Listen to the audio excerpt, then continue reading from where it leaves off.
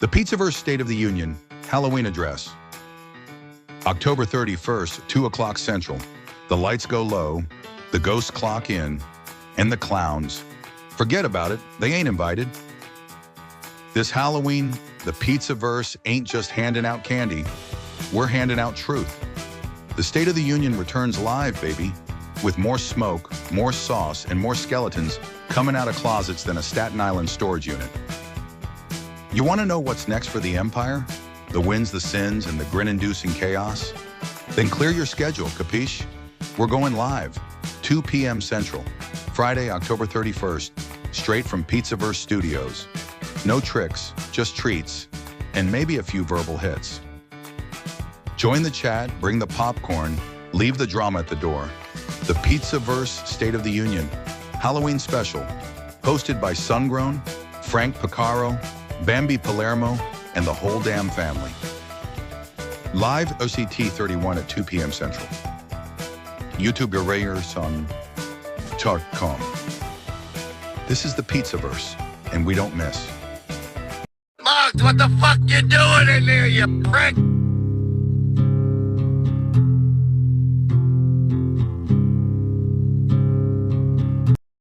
Analyzing Evil, 13 Ghosts, the Psychology of Obsession, Suffering, and the Machinery of the Damned. A Bambi's Twisted Tales and Pizzaverse studio production. The Glass House of Hell. Most haunted houses got ghosts. This one's built out, AM. 13 Ghosts ain't just a horror flick. It's a study in trauma, greed, and the illusion of control. The glass walls, the Latin engravings, the spinning gears, they ain't just set design, doll. They're metaphors for the human mind, transparent, mechanical, and full of trapped pain. Cyrus Kriticos, the architect of this madness, ain't collecting souls for science. He's doing it 'cause he can't stand being mortal. He's the narcissist who looked at death and said, "No, you listen to me." Cyrus Kriticos, the God Complex. Every ghost story starts with a sinner who thinks he's a saint. Cyrus Kriticos is the modern necromancer, a man who turned grief into domination. That's malignant narcissism meets grandiose delusion. He don't believe in the supernatural, he believes he owns it. He builds the house like a machine for ascension, a device that traps souls and turns pain into power. But what's he really doing? Trying to make the universe revolve around his wound.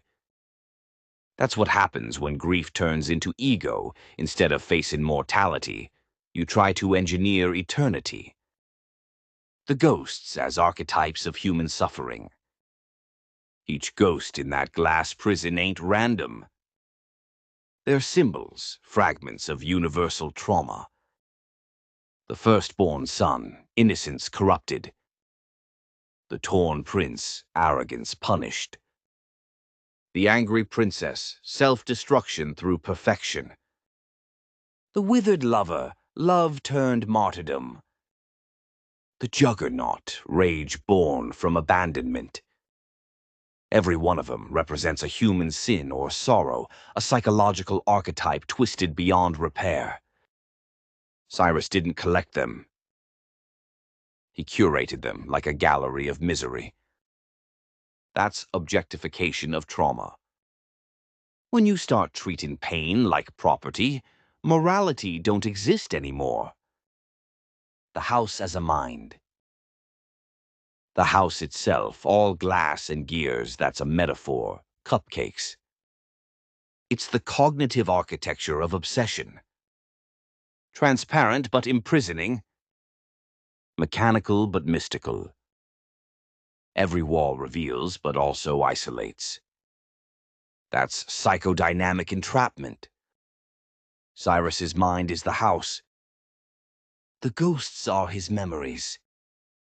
And the eye of hell is his ego, a hungry, watchful, unblinking void. The moral paradox of control. Cyrus tells himself he's master in chaos. But you can't own pain, you can only recycle it. The machine don't give him power, it feeds off him. That's narcissistic self-consumption. When you build a system to control the world, but end up feeding it your own soul. He ain't playing God, he's feeding the devil that lives in every control freak's chest, the one that says, if I can't be happy, I'll at least be remembered.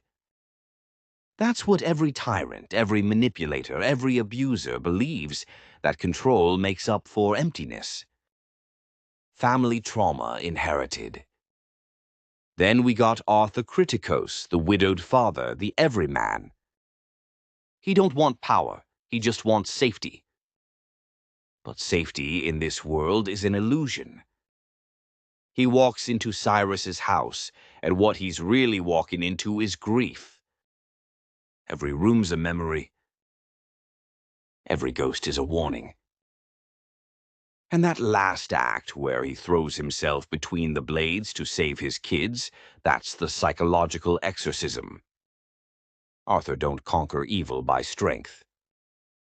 He conquers it by sacrifice, the return of empathy. The one thing Cyrus never understood. The psychology of the dead.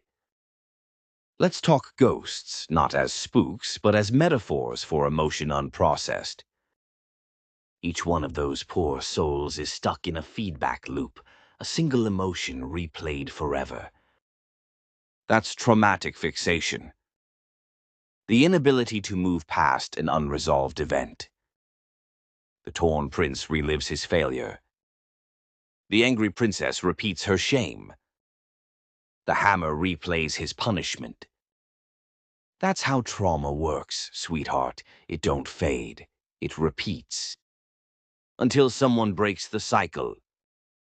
And that's why Arthur's empathy destroys the machine, 'cause empathy is the only thing that interrupts pain's rhythm. The machine as hell. Cyrus's invention is a perfect representation of psychological hell. Every ghost feeds the next. Every rotation of those gears pulls the living closer to the dead. That's systemic recursion, a structure that eats its own fuel. It's not powered by magic. It's powered by misery. And that's the sick genius. Cyrus built a perpetual motion machine of pain. But the irony?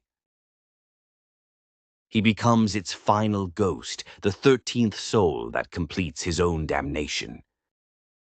The philosophy of fear. 13 ghosts ain't about haunting. It's about reflection. Every character's fear is their own face in the glass. Arthur fears loss. Cyrus fears insignificance.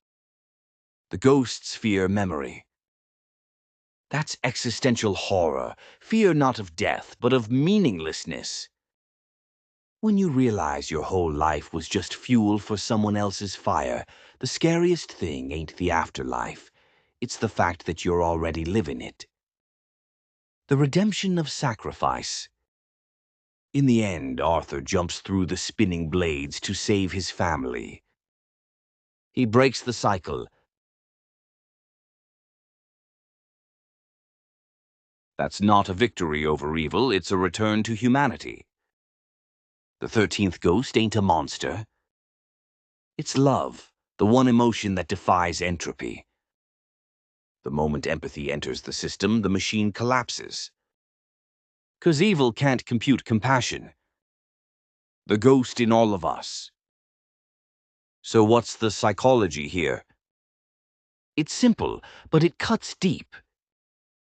We're all haunted houses. We all got ghosts behind our glass.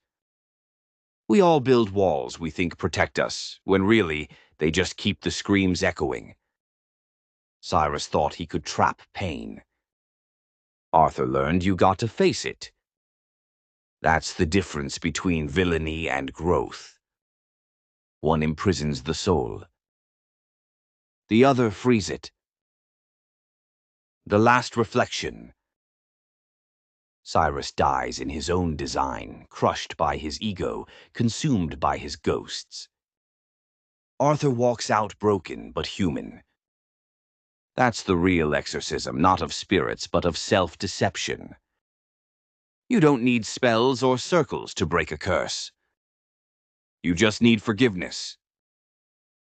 Of them, of yourself, of the ghosts you made. This has been a Bambi's Twisted Tales and Pizzaverse Studios production, where horror meets humanity, and we drag psychology through the afterlife, one scream at a time. So hit subscribe, keep your glass clean, and remember, the scariest haunting ain't in the dark. It's the one you bring with you. If Bambi Palermo ever rolled up on me, I'd stuff her in her own trunk. When I go into that ground, I won't go quietly.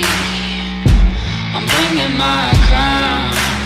When I go into that ground, oh, they gotta bury me face down. From the rubble, what do I see? There's a whole damn army thinking that they're gonna harm me, saying that I'll never get free. Oh, I got troubles, they won't let me be. But I won't get tired, set the town on fire till my troubles got trouble with me. Thinking that they've won, it's only just begun. When I go into that ground, I won't go quietly. I'm bringing my crown. And when I go into that ground, oh, they gotta bury me face down.